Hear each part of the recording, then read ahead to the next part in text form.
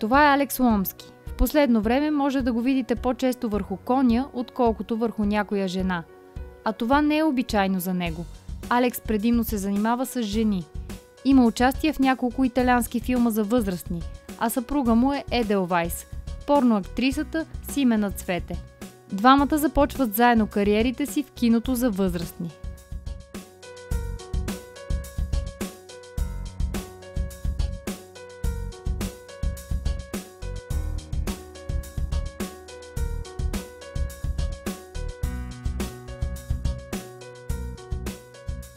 Не знам какъв секс е бил, обаче не повече сигурно от 10 минути. На другия ден вече бях сменил походката. Не може да се говори с мен в училище. Беше уникално. Тръпката беше уникална да правиш секс по голямото междучасие. Запознахме се на морето в една дискотека. Докато гледахме това нещо, самия спектакъл, жена ми просто рече, аз мога да го направя по-добре, не все пак съм учила, нали, танци и такива неща, те са много зле. На другия ден вече бехме на работа там, т.е. тя беше на работа и това беше сериозен такъв трамплин, оттам започнаха предавания, поканиха в телевизията. Първият снимачен ден е странен. Преценението естествено, че го има. В тия продукции, които се снимахме, хората са продуценти, са супер професионалисти. Подбирате човек, с който ти ще се чувстваш комфортно. И на мен ми подбраха едно хубаво момиче, много хубаво момиченце, нали, с което естествено нали, всеки по взаимно съгласие, всичко по взаимно съгласие. Беше хубав направен филм, нали, с сценарий, с цялата история, която си нали, за такъв вид филм. Аз играх барман в него. И след този филм заваляха предложения от телевизиите, защото там е прието това. Секса продава. Вие гледате Игри на съдбата. Това е историята на Алекс Ломски.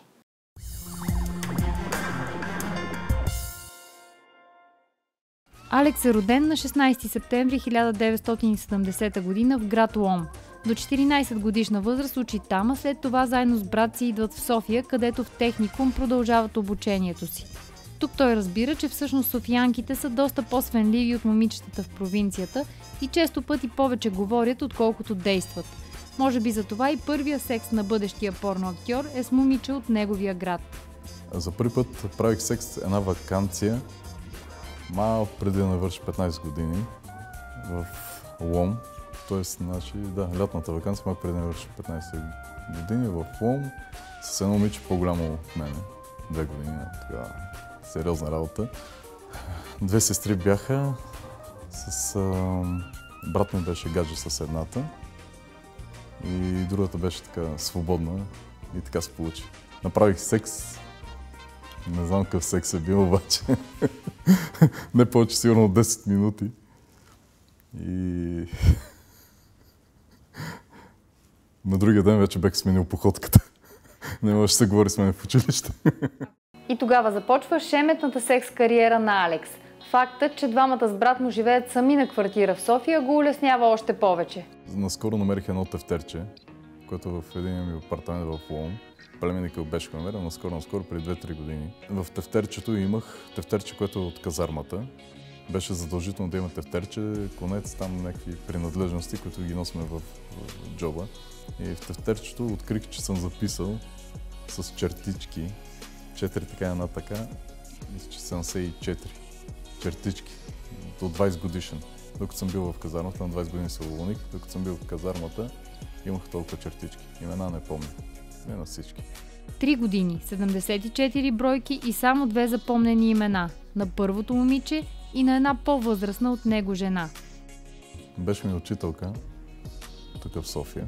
Не да съм я запомнил. Беше уникално. Тръпката беше уникална да правиш секс по голямото междучасие. Така беше нова учителка. На 25 години беше уникална тръпка. Тоест, смелостта, която съм имал сега, като се замисля, самата смелост, която съм имал да го направя, тогава беше първо, че ще изключат от училище. Аз бях вече последен курс, т.е. бил съм на 17 години, достатъчно голям за това време. И самия начин, по който съм ме убедил да го направи, явно съм бил доста смел. Забелязах сигналите, които изпраща. Може би тогава ми се струваше, че всички жени изпращат такива сигнали, но обаче така отношението явно не ме е излагал интуицията. Тогава все още била интуиция, не толкова опит. Сега вече от опит знам една жена, която изпраща сексуални сигнали и кога не. и доколко са реални. След като излиза от техникума, той влиза в казармата. За свой късмет служи в София и бързо намира съмишленик, с когото нощем прескачат оградата, за да се забавляват с различни момичета. Обикновено се прибират към 4 през нощта, а в 5:30 вече трябва да стават. Сега, казва Алекс, не би имал сили за подобно нещо, но тогава е млад и това за него не е проблем. Тогава има сили и за популярната по онова време емиграция. Излезах от казармата и тогава се паднаха тези събития, 89-та вече бях в казармата, когато се случиха нещата. Излезнах от казармата и явно беше някаква мода всеки да заминава. Имах резервации само резервации в Цъктон, в НДК, за цял свят. Канада, Малта, всичко, което може да се резервира, нали, без да имаш такова, защото резервациите трябваше за да получиш виза. Просто реших и заминах. За къде? За Италия. На 20 години и с около $1000 в джоба, Алекс попада в Венеция, възхитена от прелестите на града, докато не спира, за да си купи вода. Това удоволствие му коства $4 и той осъзнава, че няма дълго да оцелее в този град със своите 1000. В Венеция излезнах, много готино. Първата вода $4. И си помислих, че тук не мога да оцеле. Представих си, че мога да оцеле максимум една седмица. Но там заминах в Милано.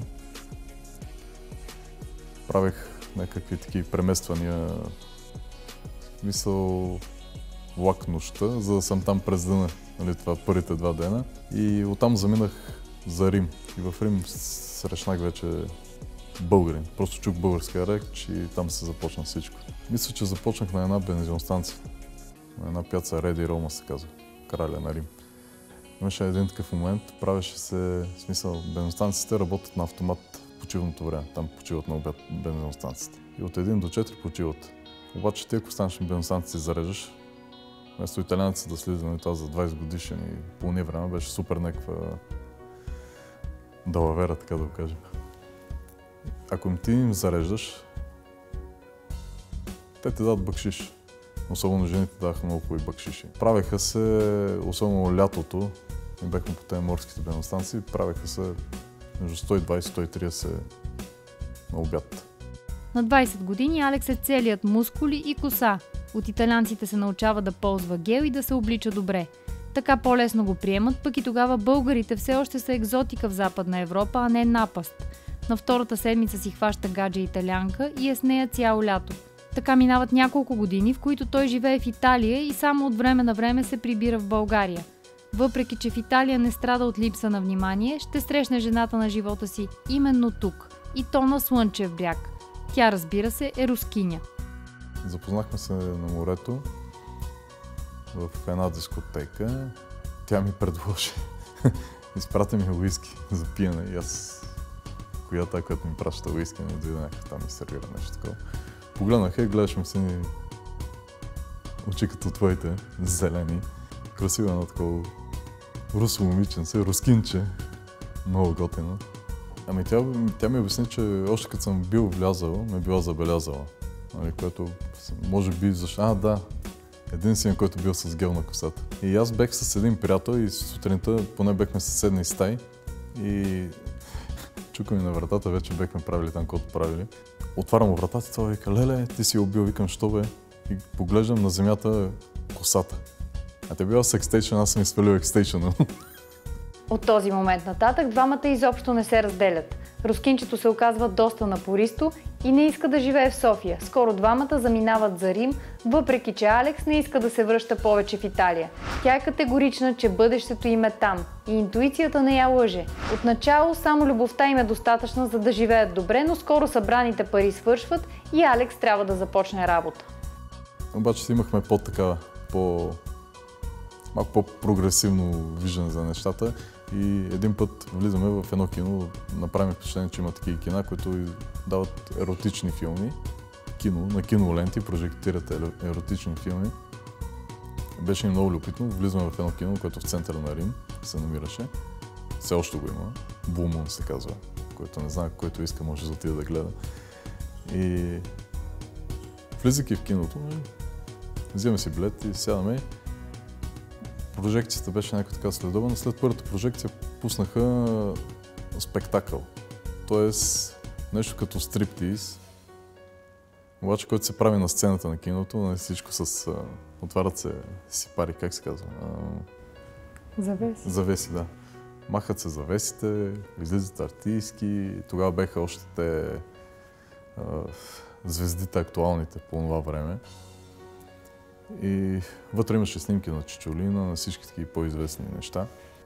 Докато гледахме това нещо, самия спектакъл, жена ми просто рече, аз мога да го направя по-добре, не все пак съм учила, нали, танци и такива неща, те са много зле, като танцорки. Супер, викам, искаш ли да опитаме?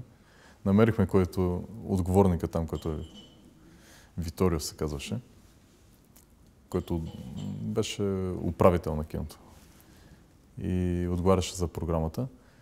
Погледна ни, рече само, окей, опитайте. На другия ден вече бехме на работа там, т.е. тя беше на работа. Той също започва работа там, като нейно осветител. Така става част от програмата. Използва специално бяло осветление, с което подчертава нейните прелести. Заплащането е доста добро, но двамата мислят, че това ще продължи само няколко месеца. Докато един ден в съблекалнята й влиза съпругът на Чичолина, Рикардо Скики. Той дава псевдонима Еделвайс. Това като че ли променя цялата й кариера. Той имаше една фаворитка тогава, Мерчедес Амброс, се казва. Мерцедес, буквално би трябвало да бъде на български, Мерчедес на италиански. Мерчедес Амброс, която беше такъв тип като жена ми, унгарка, и не можеше да направи едно участие, което ние правихме участие по градовете. Не можеше да направи едно участие и ни изпрати нас, на нейно място, просто да направим участието. Участие се разбира да направиш шоу в някакъв друг град, това, което правихме в Рим, да се прави по другите градове. Там има такава... Да. С събличане и музика. Да, там има, да. То си е цял спектакъл, всяка песен се прави нещо различно, има си хореография, има цялата история. И в участие там се правят, поне има такава култура, нали, такъв мандалитет, правят се участие по другите градове. Това е най-интересното в Италия. Как заради родителите си, съпруг и съпруга попадат в един и същи порнофилм. Гледайте след рекламите по TV7.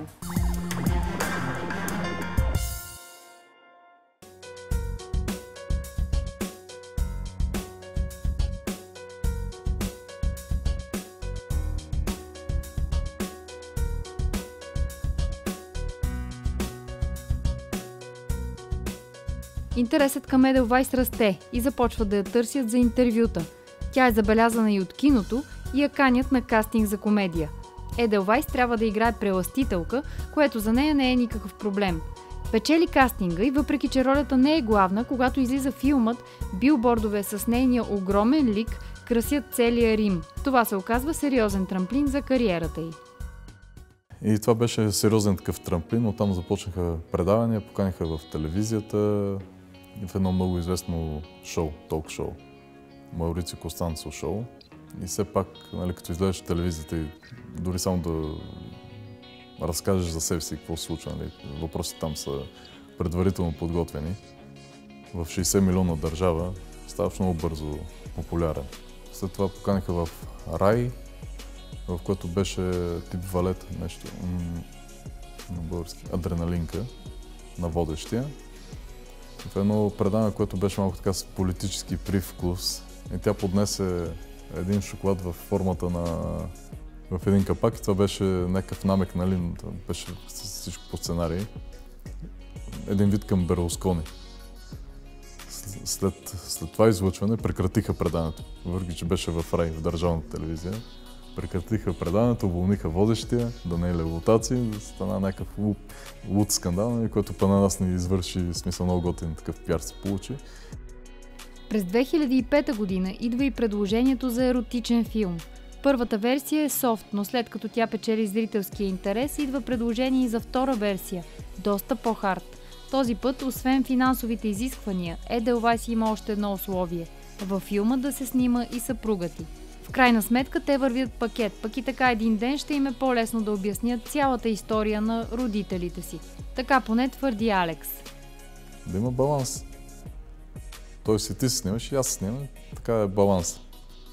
След това връзката е много добре балансирана. И затова го направихме, заради този баланс да се получи и да няма притеснение от най-вече нали, един ден, като се разберели, такова не е нужно да казваш, сега ще се снимаш, защото все пак мисля, че съм бил тогава на около 30 няколко години, за да искам разрешение от майка ми или да трябва да казвам от майка ми и баща ми какво ще правя, какво няма да правя. Какъв е първият ден в подобна продукция? Треперят ли актьорите? Има ли сценарии? Кой ги подгрява?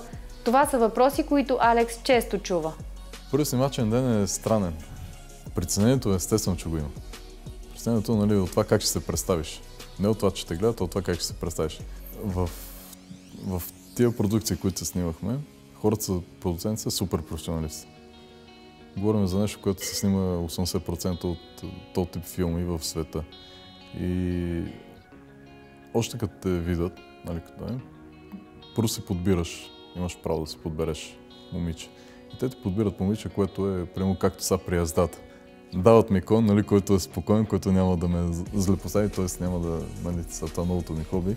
Подбират ти човек, с който ти ще се чувстваш комфортно, т.е. няма да имаш притеснение от него. Защото могат да изберат някой, който да ти смачка самочувствието или примерно нещо, нали, ти си неопитен и тя да... И на мен ми подбраха едно хубаво момиче, много хубаво момиченце, нали, с което естествено нали, всеки по взаимно съгласие, всичко по взаимно съгласие, нали, харесваш и да, харесвате, окей, ще такова. И така се получава.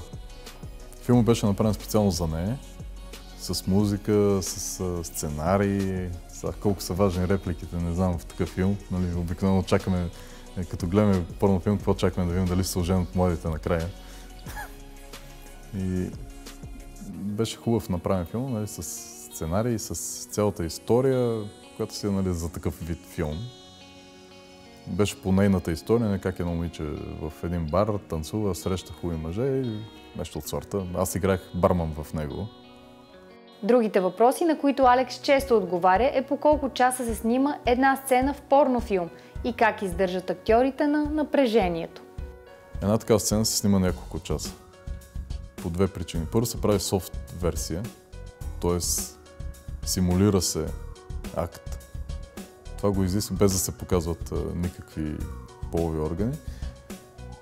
Това се прави за платените телевизии в Щатите, които нямат право да излъчват нещо тип като как са Playboy каналите тук. Нямат право да излъчват нали, същински акт. И те са някакви кадри, но се снимат по два пъти. Първо снимаш това и след това снимаш истинската сцена. И е малко изморително. Издържаш се 2-3 часа, обикновено не правиш секс предишния ден или стремиш се да не правиш с жена си секс или там с който ти е приятел. И просто психическа подготовка. За сигурността на актьорите преди всеки филм се правят изследвания, които се архивират. Кръгът за мъжете актьори е доста затворен, въпреки че кастингът за един подобен филм май не е чак толкова страшен. Ами мъжете се подбират, по принцип правят кастинги. В Италия един-два пъти съм присъствал на кастинги, но да гледам отстрани и се подбира по това дали се притесняваш. Правилно и размера не е чак толкова важен, защото може да си фотогеничен, може да не си. По-хубаво да има размер, но обикновено има актьори, които участват и не са чак такъв голям размер, обаче на камера изглежда размера по-голям. Понякога се случва някой от актьорите да не е в настроение. За разлика от жените, казва Алекс, при мъжете това няма как да се скрие. Какво става тогава на терен? Чакат. Всички стоят тихо и чакат. 20-30 човека стоят отстрани и чакат. Това се случва. На тебе случва ли ти се? Не, но чакат. По принцип да, чака се. В смисъл, там се приема това, значи, че е деликатна работа и просто стоят и чакат. Докато се отпусне човек. Може би, но и всеки има някакъв момент, който може да имаш някакви проблеми извън това, което се случва. И те рефлектират директно върху това. Заплащането за подобни филми е доста добро, особено за жени с филмова история като Еделвайс. След този филм заваляха предложения от телевизиите, защото там е прието това. Секса продава, рейтинговите предавания винаги искат такъв тип персонаж. След това тя направи още, мисля, че последния филм беше миналата година, кинофилми направи 6 или 7 филма още, която играеше типично, играеше си нейната роля, прелъстителка, секси стар, нали, такова момиче, но просто се игра нейната роля. И до днес Алекс продължава да работи за съпругата си. Той е нейн личен фотограф и всяка година издава календар с нейни еротични снимки, твърдейки, че в Италия тези календари се продават доста добре. Тя вече има зад гърба си 7 еротични филма и сериозни договори с различни мобилни компании за така наречените видеоуроци по секс. Самият Алекс се снима в още няколко филма за възрастни, а в момента е предимно в България, където заедно с колежката си Наталия Кобилкина правят семинари за мъже и жени, в които разказват и нагледно показват теорията на съблазняването. Въпросът, на който Алекс най-често отговаря на тези семинари е: има ли недостъпни жени?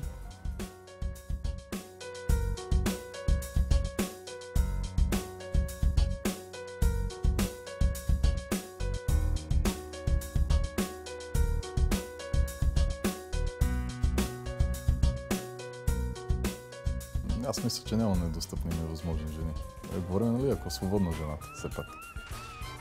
И мисля, че да, повечето мъже могат да се научат. Вие гледахте Игри на съдбата. Това беше историята на Алекс Ломски. С нея завърши и Терминал 7.